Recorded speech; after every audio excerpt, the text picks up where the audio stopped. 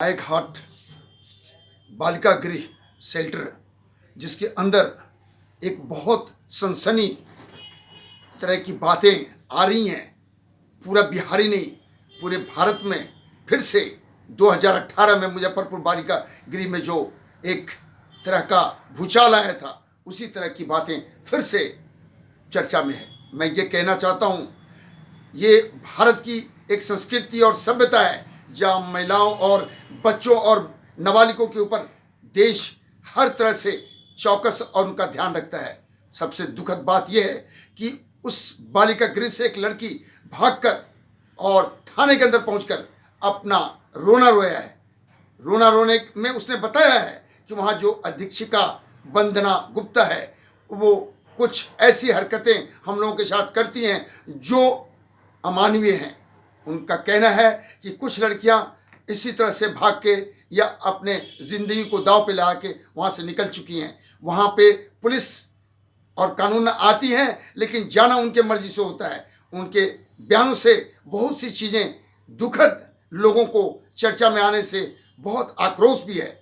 आज Patna high court में हमारे चीफ जस्टिस साहब के पास एक इसकी याचिका दायर हुई है, जिसमें उनके सुपरविजन में इस गायघाट बालिका गृह का जो है वो तहकीकात जांच की उम्मीद की जा रही है। मैं ये भी बताना चाहता हूँ कि माननीय कोर्ट ने 7 तारीख इस फरवरी महीने में बिहार सरकार के सामाजिक डिपार्टमेंट से इन्होंने पूरी ब्यौरा मांगा है।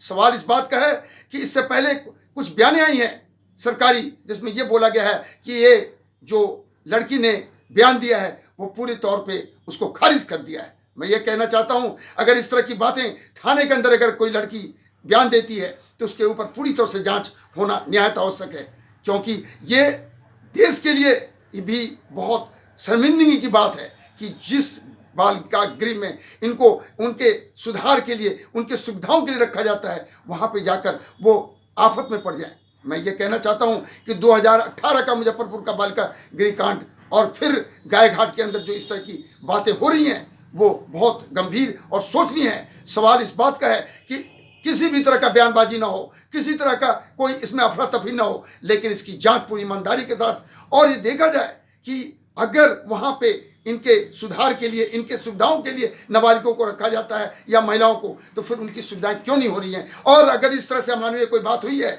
तो उसके ऊपर सख्त से सख्त कार्रवाई की जाए। आज की ये जरूरत है।